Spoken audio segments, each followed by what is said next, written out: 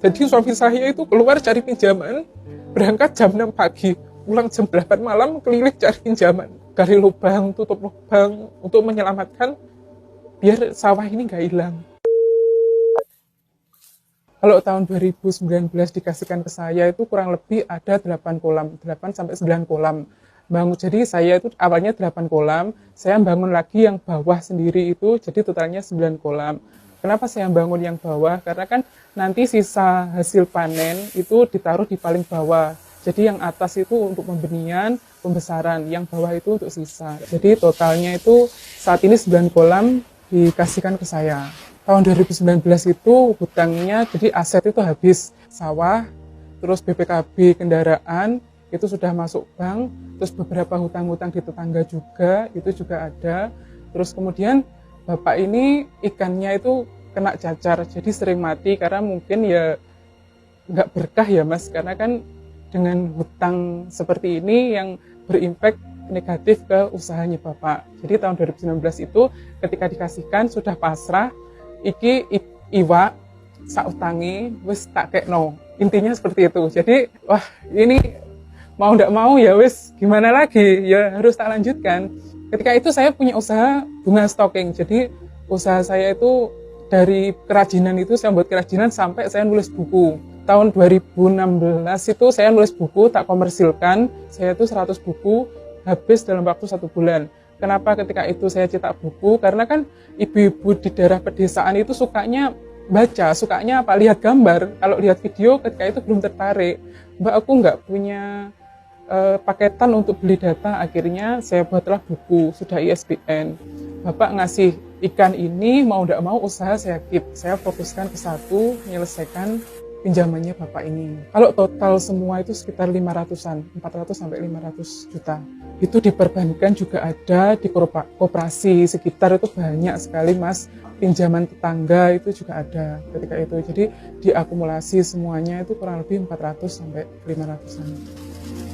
Tahun 2019 itu kurang lebih sekitar 20.000 ikan. Itu kondisi saya nggak kuat makan. Jadi ikan itu dikasihkan, saya itu nggak kuat makan ikan, nggak kuat ngasih makan. Memang 20.000 itu pakannya juga habis banyak mas.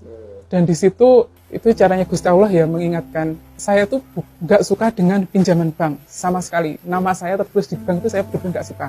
Saya nggak suka sekali hutang riba bank.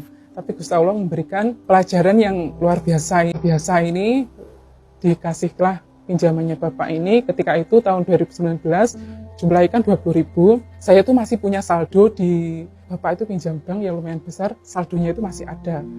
Nah, saldo yang masih ada ini karena mungkin saya ketika itu yang sombong ya. Ikan sudah banyak, ikan sudah besar, tabunganku enek, aku iso lunasi.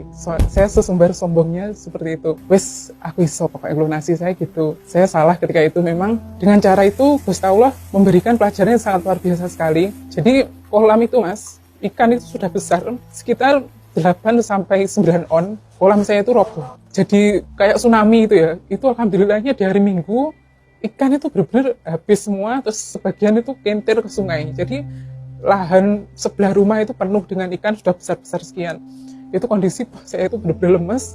Saya itu libur, banyak tetangga yang bantu, alhamdulillahnya di situ. Terus beberapa ikan itu masih bisa diselamatkan. Alhamdulillah itu dijual masih laku. Ketika itu saya jualnya laku 17.000. Saya telepon pengepul, Mbak ini lakunya 17.000. Wes tidak apa-apa, yang penting ikan ini terjual gitu. Sekitar ada 1.000 ikan yang besar dan ukur segini itu 5.000 ikan habis itu.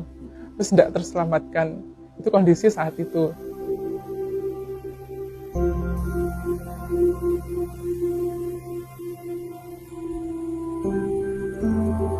Kalkulatornya manusia dengan kalkulatornya Gusti Allah ketika itu beda.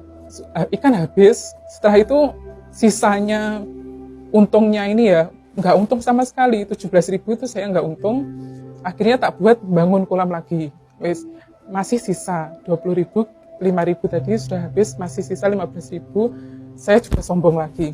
Saya gini, iwakku seijik, iso tak nyaur. Saya sombongnya seperti itu. Saya akui ketika itu saya salah. Ikan sisanya ini mas kena cacar semua. Ya Allah, saya itu sampai aduh, wis gimana lagi. bang ini nyaurnya ya pakai ini. Dan saya tuh nggak punya pandangan lagi, aset itu habis, sawah habis, BPKB, masuk bank semua, habis semualah pokoknya. Bapak itu pernah dijualkan sawah sama mbah itu untuk nutup-nutup hutangnya, itu pernah habis. Ketika itu ikan saya itu kena cacar, hampir setiap hari itu mati, satu ember itu ada banyak sekali yang mati. Wah, saya itu ya Allah, iki terus piye terus masih ada sisa uang itu saya alihkan untuk nanam jagung pakai uang bank ini tadi. Iya, intinya nanti tak kembangkan lagi ben uangnya tambah banyak. Pengen saya seperti itu ketika itu. Ada 150 ru sawah saya tak buat tanam jagung. Jagung ini ya Mas, sudah besar, sudah tumbuh, jagungnya ada, dimakan tikus semua. Ya Allah, saya itu sampai keliling itu, wah, nggak kuat ini, habis uang saya di situ. Dan itu saya masih tidak percaya. Wes, nanti dicabut lagi aja, sama bapak bilang gitu. Kita nanam lagi Pak. Terus saya sombongnya di situ. Saya nanam lagi, itu dihabiskan lagi sama tikus. Beneran, ini jagung, pohonnya ada, jagungnya habis semua, habis itu. Ya Allah, saya itu gitu. Wes, uang saya habis Mas buat beli diesel, sumurnya sawah, beli benih dan sebagainya. Terus belum kolam saya ini kena cacar. Ya Allah, sudah nggak ada pandangan lagi ketika itu. Saya benar-benar sudah habis itu. Ketika habis itu ya Mas. Jadi gini, sisa ikan ini saya tuh nggak buat makan di kolam. Saya nggak ada uang sama sekali untuk beli makan ikan itu nggak ada.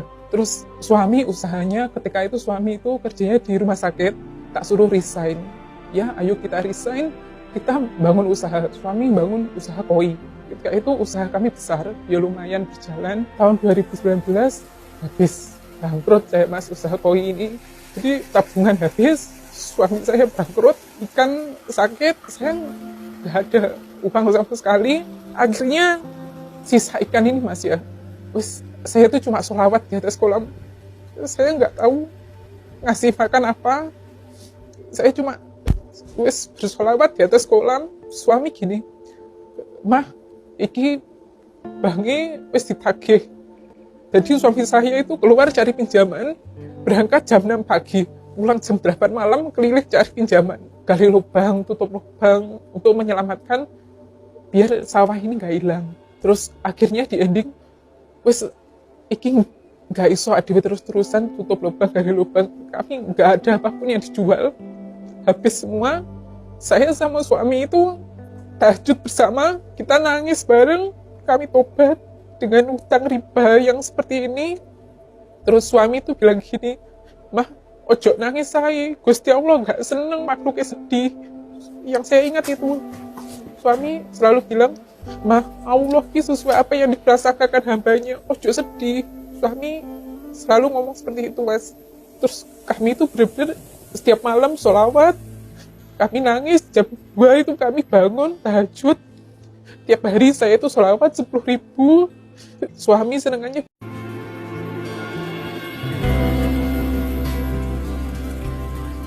Alhamdulillahnya, Gusti Allah itu di usia saya yang muda ini diberikan pelajaran seperti itu. Andaikan saya nggak seperti ini Mas, saya mungkin akan jadi pengusaha yang sombong. Mau nyumbang itu adanya uang 100 rupiah tak masukkan. Suami, mah, ini duit 500 gak apa-apa ya, iki ae dilebokne kotaan masjid. Itu setiap hari seperti itu. Terus ketika itu, alhamdulillah ya Mas, Gusti Allah itu nolong dengan caranya didatangkan orang-orang yang baik. Saya tuh datangkan tengkulak ya, bakul. Saya cerita apa adanya, Pak, ini ikan saya nggak kuat makan, mau tak jual. Bapaknya itu cuma bilang gini, Mbak, iwai kecilian, iki kudu dipakan. Terus saya cerita apa adanya, Pak, pinjaman saya itu banyak, saya nggak kuat makan. Saya bilang gitu, wes Mbak, butuh mau pakan pirang sak, saman butuh duit atau butuh pakan. Terus saya masih bilang gini, Pak, saya nggak punya jaminan untuk beli pakan, nggak punya jaminan ke jenengan. Saya nggak ada apa-apa Pak, prosedurnya saya nggak ada untuk jamin ini.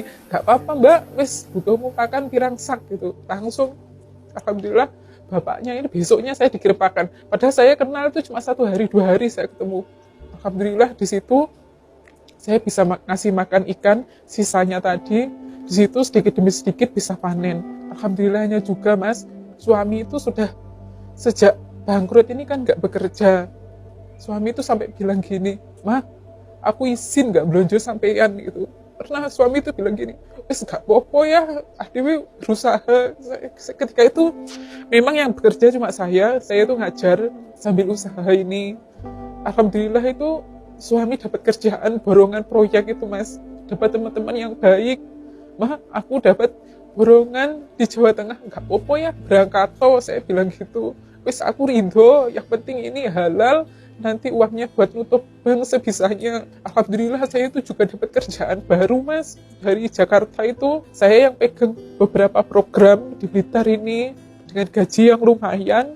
Nah, di situ saya bisa nutup pelan-pelan. Memang yang awalnya banyak setidaknya sudah berkurang.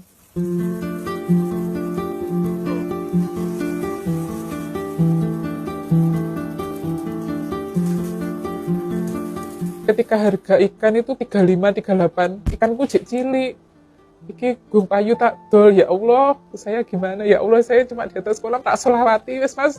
Setiap malam itu saya cuma sholawat. Ya Allah, saya pengen jual tapi kok ini ikan saya masih kecil, ya Allah, saya cuma ngoten. Dan alhamdulillah Mas ya, rencananya Gusti Allah itu begitu indah. Ikan saya itu laku di harga 46. Jadi saya jual tiap bulan tuh harganya di atas 40 semua.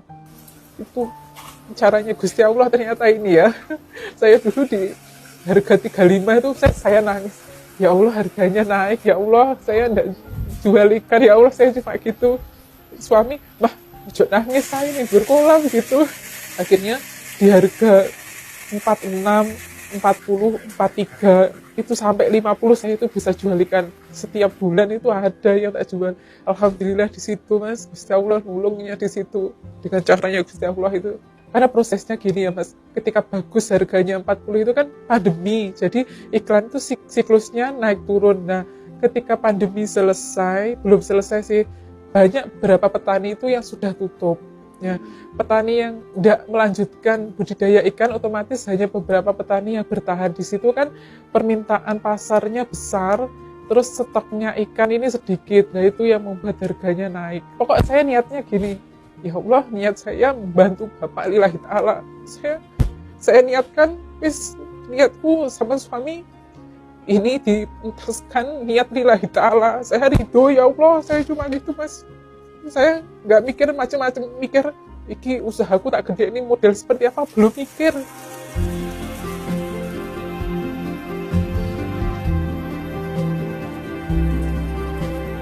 Saya ditipu, Mas. Ikan kecil itu dibeli 13.000, dijual kering. Ketika itu ikan kondisi sudah mati ini ya, mau tak masukkan kolam nggak mungkin. Dia itu, "Mbak, iki tak rego 17.000 karo 13.000 sing cilik."